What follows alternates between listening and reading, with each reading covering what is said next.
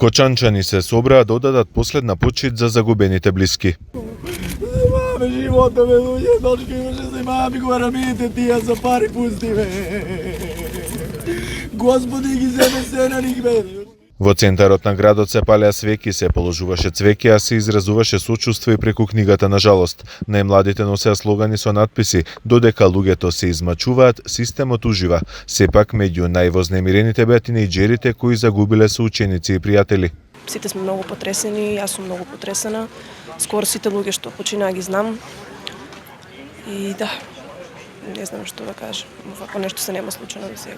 Господ ме гледал, бидејќи скоро секој викенд сум во дискотеката и баш оваа вечер, моето друштво цело време сме во диското, баш оваа вечер не отидовме и што да кажам, Господ ме гледал. Да. Највозрастните од друга страна не знаат за ваква трагедија. Јас сум тука родена, тука сум златни деца отидова. Има и ја внука, ама донесова ја од Скопје. На студија беше, не е била тука да иде. Ако е била тука, ќе е завршила и она. Тие проклети. Меѓу присутните беа и професорите од Општинското средно училиште, кои после ужасниот настанк имаат помалку ученици во паралелките. Па никогаш нема ваква трагедија, за жал, и сега се соочуваме со најболната ситуација во Кочани. Тоа има многу дечиња кои ги познаваме, наши ученици, другарчиња на нашите деца, комшии и така. За сега нема многу жртви, меѓутоа има доста повредени.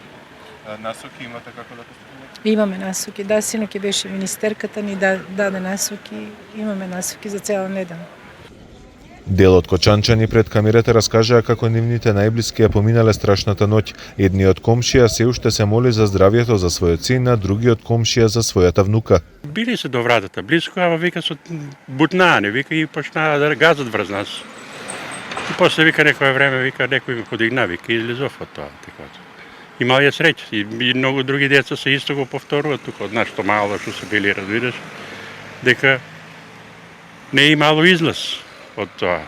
Пожал да прска и певачо од тие пеачите, викал некој излегувајте.